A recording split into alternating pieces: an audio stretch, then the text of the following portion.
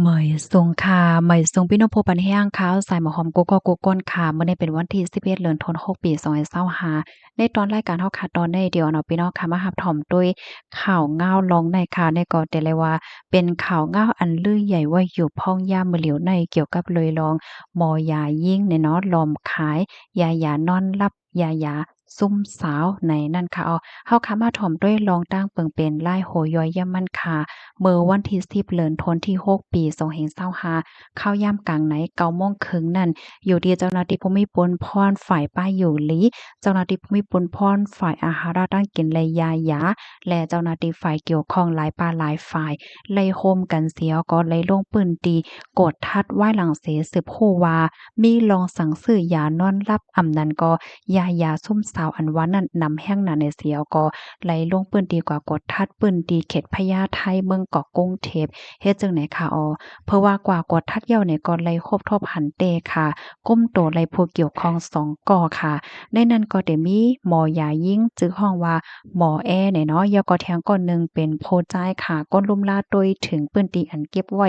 ยานั่นเฮ็ดจังไหนกดทัดเฮ็ดก็ครบทบหันยาในมีอยู่หมอก10กล่องเจิ้นนายเฮ็ดไหนค่ะ ยาอันได้แต่ก็กำนำก้นหนุ่มเขาที่เอาซื้อกว่าใจตื้อเนี่ยค่ะเนาะดีกว่าลักลอมปันนางยิ่งสาวเขากินยาซุ่มสาวอันว่านั่นยาวค่ะ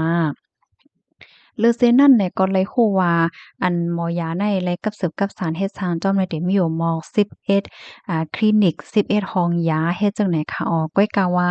อันคลินิกห้องยาจังได๋มีเจ้าของอยู่หลายก่อเฮ็ดไหนอยู่ดีเจ้าหน้าที่ภูมิพลพรเขาในก็ได้กดทัดไล่โหย่อย่ำมันเถียงกำหนึ่งว่าจ่องมันมีรองเกี่ยวข้องกันจังไหนคะสังว่ามีรองเกี่ยวข้องว่าสังว่าจังไหนๆก็ได้กดทัดเหก็สังว่าผิดไหนก็ได้จังอย่าเอาตั้งผิดกว่าป้าว่าเฮ็ดไหนค่ะ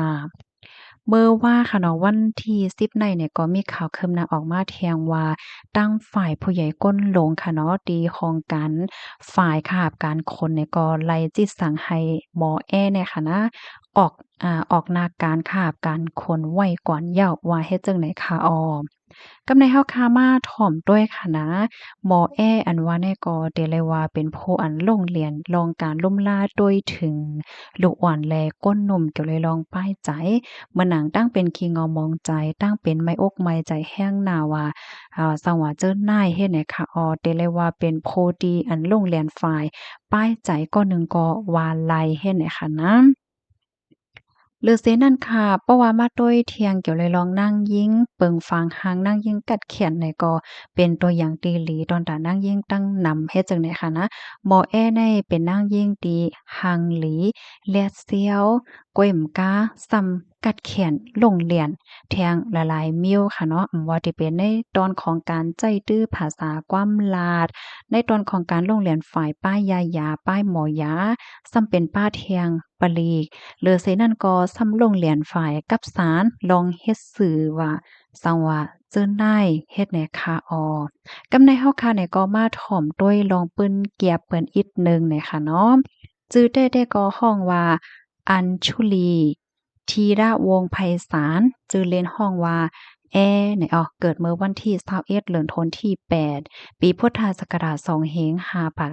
21เมื่อเหลียวอายุมี46ปีปลาย เกิดดีเจเว้งปราสาทเจตอนสุรินทร์ได้เลยว่าเป็นผู้มีมนต์กามปรมีหลีแต้ๆเกิดมาในนาหอตอเฮิรนตีอันเต็มโทนกูลองก็เป็นปอเนี่ยก็เป็นกำนันผู้ใหญ่คนหลงหวานค่ะเนาะก็เป็นแม่เนี่ยก็เป็นผู้มีนาทีปุลพรตั้งไทยที่ห้องว่าเป็นนายกเทศมนตรีนะคะเป็นผู้ใหญ่คนหลงในว่าในเมืองจังไหนค่ะมีพี่น้อง6ก่อค่ะเป็นลูกหญิงสาวก่อที่4 ในเขาพี่น้อง6ก้อนนั่นผู้หญิงมี5ก่อผู้ชาย1ก่อในนาหอต่อเฮิรนนั่นเฮ็ดหน้าที่การงานค้าขายน้ำมันปั๊มน้ำมันเจ้านายเหลือไสนั่นก็มีลองเฮ็ดการเมืองว่าสังว่าเจ้านายหมอแอ้ในเฮียนเย้าโรงเรียนจั้นสูงดีโรงเรียนสิรินธรเจดอนสุรินทร์ค่ะแล้วก็สืบเฮียนเที่ยงตีจั้นจอมขอนแก่นค่ะเพราะว่า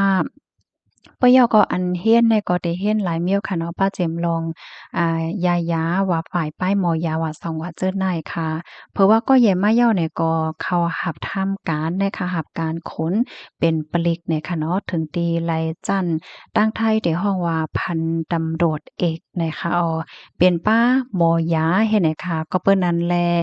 ก้นในตรงวงก้นเนี่ยก็หันว่าเป็นนางยิ่งดีห่างหลีกัดเขียนโรงเรียน หลายปานหลายฝ่ายแกว่มกาไล่หับตันเฮง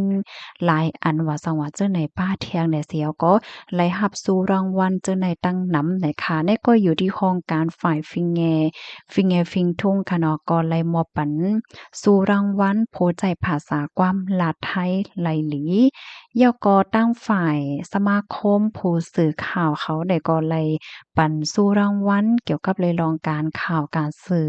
ข่าวนะคะ โคกเฮียนสดินทรใจตอนสู่ดินเนี่ยก่อนเลยมอบอาปันเขาห้องว่าสู้รางวัลลูกเฮียนเก่ากัดแขนให้แหน่เนาะเดเลยว่าเป็นผู้อันเกิดมาในนาหอต่อเฮิรนกลุ่มทนเต็มทนสีหน้าตาฟางหางหังหลีหังเล่ามีน้ำกัดตั้งแขนหลายปานหลายฝ่ายเป็นโพกรรมลีลงเนี่ยค่ะเนาะก้อยกะว่าเผื่อว่าฮอดถึงมา